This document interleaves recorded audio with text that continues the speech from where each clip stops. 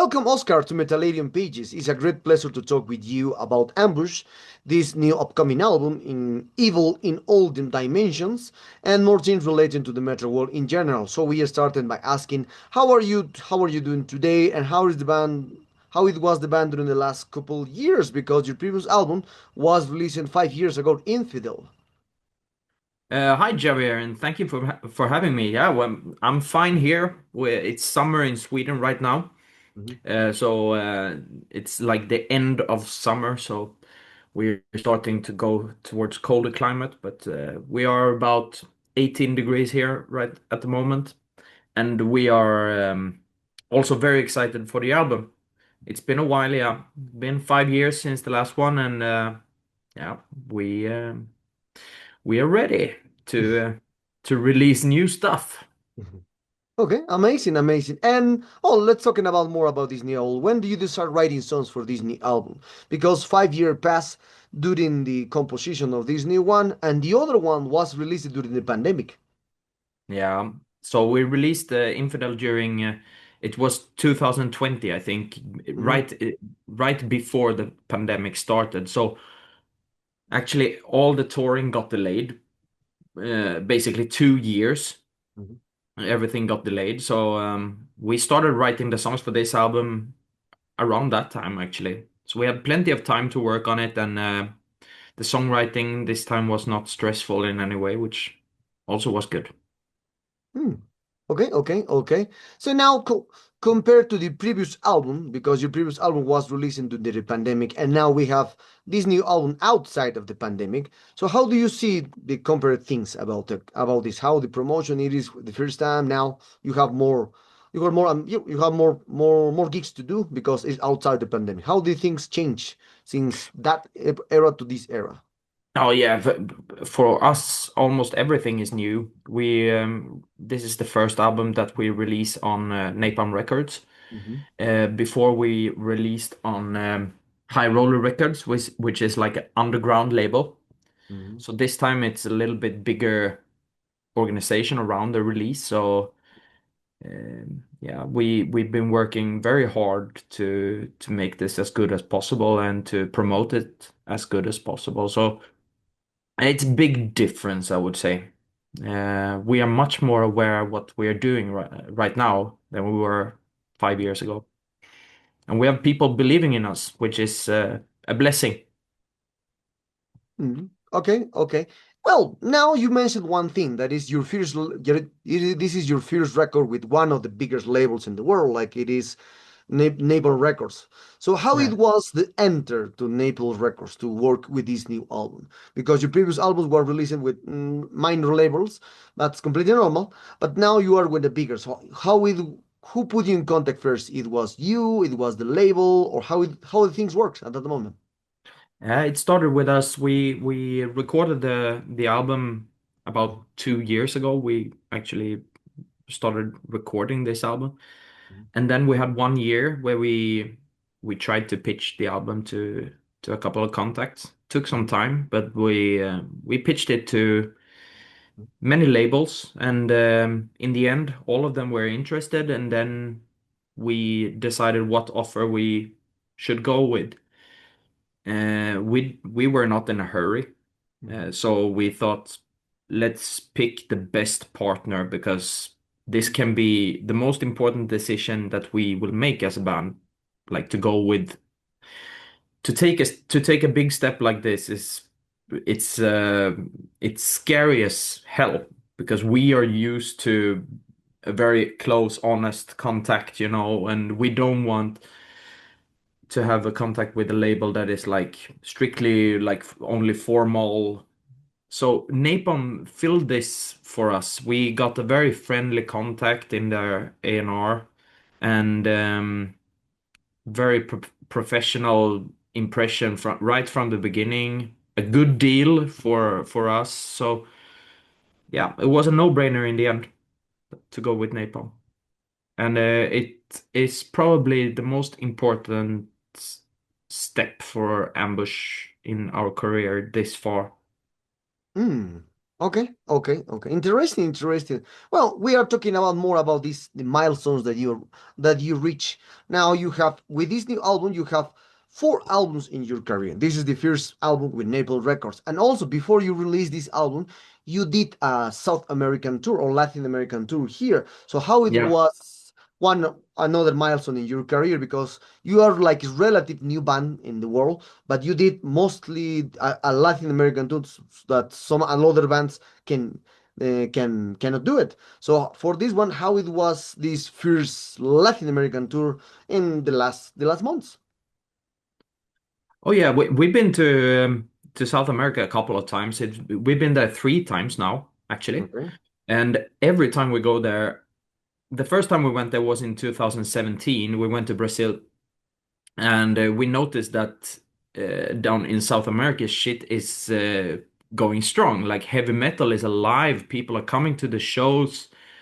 And people are showing up, people are supporting, people are singing, people are dancing, going crazy. You know, we loved South America. And so we went back in 2022 for a bigger tour. Mhm, Unfortunately, Peru was not included in that tour, but we had a hell of a time. It was amazing. A very, very good tour for us as a band. And we came home so happy.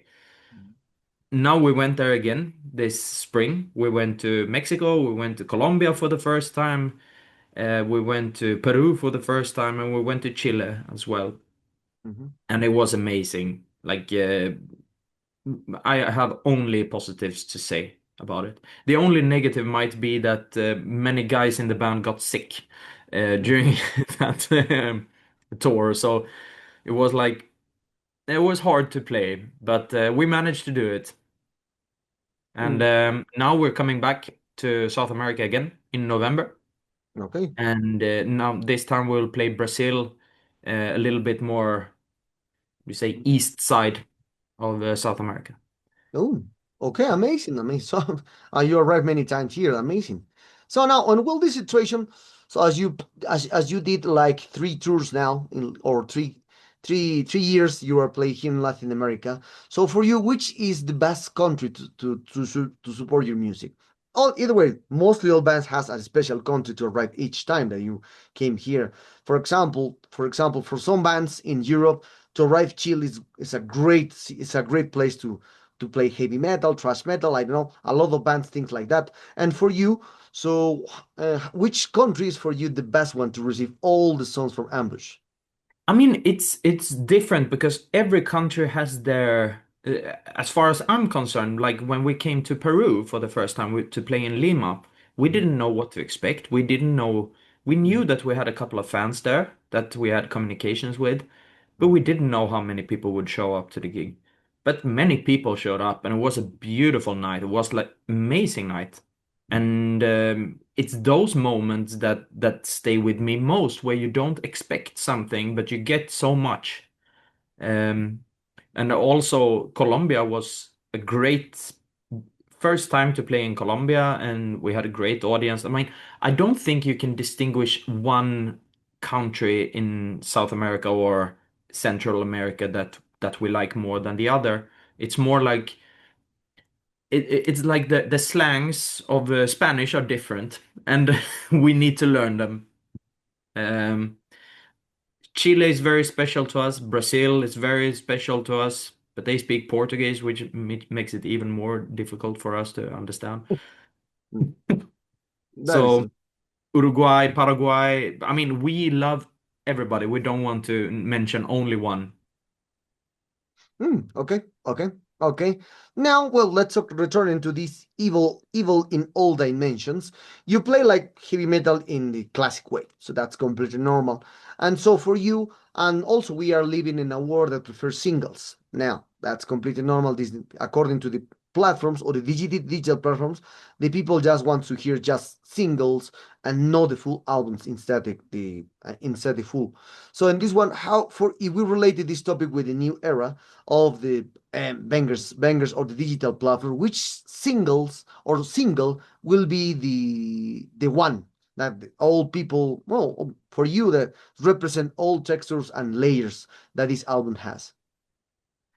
Uh, I think if I were to pick only one song, it would be difficult because this album is very dynamic. Like, you have the song like "Evil in All Dimensions," which is a like more of a King Diamond inspired fast track with very fast parts and almost like Swedish folk music guitar leads.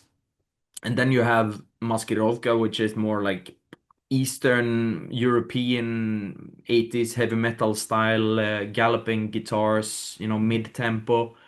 I think the three singles symbolize the record as a whole. If you combine the three singles that we released, so we released Evil in All Dimensions, um, which we all think in the band is one of the proudest songs that we've done, actually. And it's also written by Carl, our new guitarist, who wrote the song. Like, it's so nice that in this band everyone writes music, and we wanted to give Carl the the cred for like writing so good stuff. So it's the first song and the title track. And then we released Maskirovka, and then we released Come Angel of Night. So I think a combination of those three, and you get the sense of what is coming more. But I promise that you will be surprised because we're gonna release more stuff. Okay, okay, okay, okay. Now, well, other topic that is completely normal nowadays is that we have a thousand of labels. You can see we have no labels. We have like 50 or 60 releases per weekend.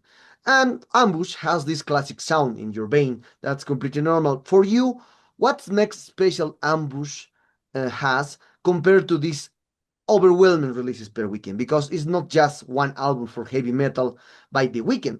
We have like 30 or 40 albums just heavy metal talking about. So for you, what makes special Ambush has compared to this? Well, there's a tons of releases by weekend. Yeah, what's special is that we kick ass.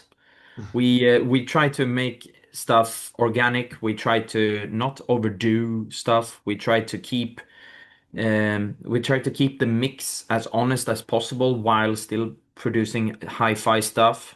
We try to make all the instruments shine on the album, which I think is very rare nowadays because most productions are bassy. Like the bass frequency is like you can't even hear the bass because there is too much bass frequency lying around. On this record, it's I think much clearer, and the guitars are more sharp in a way than we've ever done before, and I think that stands out in terms of the productions of today.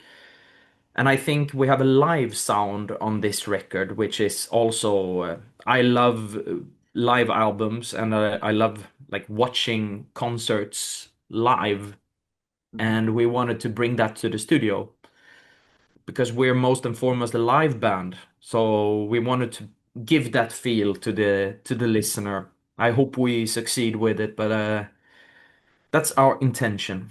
Yeah. Okay, okay, okay. And talking about more about this, the promotion of this new album. So, what kind of promotion do you have for this new album? Perhaps you will embark more tours. You said it that you will return to Latin America here. Perhaps you will embark more tours, some gigs, or perhaps you are also, as this album delayed like 5 years, so five Yeah. years difference. Perhaps you're already working in a new album. Who knows? What kind of plans do you have for Ambush and this new album in general? Yeah, we're going out on a European tour in September and October. Together with we're gonna play a couple of festivals, and then we're going to play some club gigs together with our friends in Angel Witch, the legendary band that we all love, like friends of the traditional heavy metal scene love Angel Witch. So this will be a pleasure. So we will do that in October, and then in November we go to South America. And when we come back, we will play a couple of gigs in Sweden as well. So we will play with a couple of legends from Swedish heavy metal scene, like 220 Volt, and yeah, many beautiful bands. Mindless Sinner, Bullet, of course, and we'll play with Enforcer as well. So this fall and winter will probably be packed with great memories. So I hope we can see many of your listeners somewhere along the way. Okay, okay. So, um, with this kind of topic, we are talking about more about the as well. You play a lot of gigs now. As you can see, the live presentation changed so much. It's not like the 80s or 90s when you have amps, when you have stuff to help you to play live. Crown in general will be crown, but now there's the people or the producers are using plugins, are using different kind of stuff to reduce, obviously to reduce use money or to yes, completely normal. A producer wants to just more wants to save money and just gain more money. That's completely normal. Now, how's your opinion about now the mostly all the new bands, the minor bands are just playing without amps, with all this kind of situation. They are playing just when one people connect during the console or during the console with one laptop, everything and handle everything. It's not like the 80s. Just the bigger band has this option to use amps to this situation. You know, we solve it in a way. Of course, you can't travel on an airplane with a JCM 800, but we always have on our rider wherever we play, we must play on Marshall amps. Mhm, That's like almost a deal breaker for us. mhm, So our guitarists, they don't play with the digital stuff. They don't want to play with digital stuff. At some point, I think it will be like you said, like sometimes the venues they mhm, can't even provide. But mhm, for us, I think it's very important. We need that feel of a real amp and a mhm, real bass amp. We need that. This is what we always played with. We haven't on every gig we've ever done, like we had I mean, on some gigs in that we did in Brazil, we had shitty amps, of course, mhm, like that were provided, but we still made them sound quite good actually, with some tweaks and turns. But we always play with real amps, no matter what. Like I think this is almost like a rebellion today. That yeah, no, we will continue doing it like the in the old days, and it feels the best for us, of course, to try to do that. Um, Also in the studio, like when we decide what amp we want on the record, mhm, we're trying out many different amps, and in the studio where we go, Mankan, the studio technician that we have, he has a whole bunch of JCM 900s, 800s, modified to I mean I don't know this shit. But the mhm, guitarists, they are nerds, so they know. So they are very much into that stuff. I'm mhm. a vocalist. I don't fucking care. Just play. Like, Okay, well, okay, interesting, interesting. So, well, now we're talking more about this kind of situation that the with the advancements of the technology, as you can see, other thing that is approach to the horizon is the AI. A lot of people are using AI for the cover arts, and not just for the cover arts, just music industry also. There's appear new bands just playing everything with the AI, just putting names, Facebook, etc., etc., etc. Now the things change completely with this war, and with this more there's more releases because there's a lot of bands using this kind of stuff. No, so for this one, how is your opinion about this topic? That mostly my majority of the bands are using, or more people, musicians are using technology like AI to create music, to create art for this. put them in a coffin, Mhm, bring some nails and a big hammer, and this is what we think. AI has nothing to do with art whatsoever, in our opinion. Like, you can use AI to your benefit when it comes to certain things, and I'm sure AI can help humanity as a whole. But stay away from art, stay away from music, because this is what will kill humanity, I think. mhm, When we lose our conscience, what is real and what is a computer, then we're getting fucked up. So you should never promote that stuff. I think it's disgusting. Hmm. Well, It's my okay, opinion. okay, okay. Now, with the other kind of topics, well, you said it. You said it a few minutes ago that Angel Witch is one of the biggest influence for a mostly, I think, mostly all kinds of speed bands with heavy metal bands. I think the first album is like the creator from this style, the speed metal in general. So because that album is from the 1980s, 1980s, and for this one, another topic that we related with is that we are speaking also time with a lot of people about this one. That the heavy metal stagnated with the ancient influence, like Angel Wish, Diamond Head, Iron Maiden, Judas Priest, Saxon, and the list continue on. So, but now the new bands are just trying to get that influence and then just continue to provide this all sound with a new production in studio. So for you, do you think that the sound well will know as the heavy metal it is since the 70s and 80s, it is possible to have an evolution in the future? Because now most little bands has just the sound from the 80s or 70s. Yeah, obviously we are aware that like the wheel, let's compare it to wheel. Did that comparison many times that the wheel is already invented, but there are many different ways to tweak and to tune a wheel. So you can make it more durable, you can make it faster, you can have different metal alloys in the wheel, but we are aware that the wheel is invented. Like the foundation of our music is like the heavy metal from the 70s and the 80s. And we are proud to say that we are inspired by these bands. This doesn't mean that Ambush is trying to emulate or copy these bands. We are trying to make the heavy metal culture live on into the new millennium.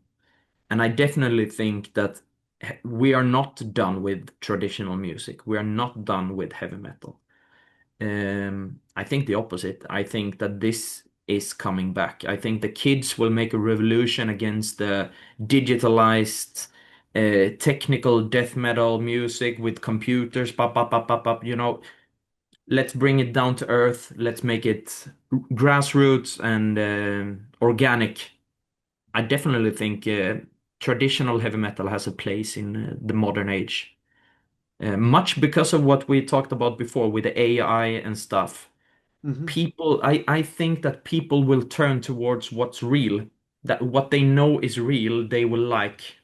So if there is a woman with a violin playing beautiful violin, we will like that because she is playing an actual instrument. She is not pushing play on a computer, or she is not telling a computer to play the violin for her. So I think the new war will be real music versus fake music. And therefore, I think traditional heavy metal is very important, actually. Not only because the fans love it, but also because it unites people. And you can come from any political background or racial background. You can be black, white. Everyone that comes to a show, we are welcome, and we can share our love and passion for music. Mm. Okay, okay. Now, other topic that especially the extreme music brings to the metal, it is that with this since the 80s, since the first bands for the death metal appears in the world, that a lot of musicians get so technical. So since Autopsy, Morbid Angel, Yeah. Nihilist, like a lot of bands since the 80s appears, then the 90s, just the death metal brings this technicality into the productions, into the musicians, and a lot of stuff. Now you can see this kind of topic around the world that a lot of albums sounds amazing, sounds wonderful, great musicians, no bad records today. If we relate this topic with the sound in the situation of the musicians, no bad records, no bad musicians now. So now, what's your opinion about about this standardization of the sound in general into the metal industry, because it's not like 80s or 90s. I remember well because I was there. Just 5 records, 3 records amazing, 2 records are not amazing. So, but now we have 20 records, and the 20 records sounds amazing. Yeah, I think as everything in music, it's about an opinion. Like, what do you like? And I have my personal taste. I know that my neighbors living across the road, they have their taste in what music you like to listen to. So it's impossible for me to say that this is not good because it's so personal and it's art in any way. Like you cannot say that no, this is not good because I don't think it's good. Mhm, But what I think is good is when bands are trying to do something that is a little bit against the flow. mhm, And, for example, produce an album that is a little bit more shitty in a way sounding, just to make it more special and stand out. Because my take on it is that many popular metal bands today, they make very polished albums.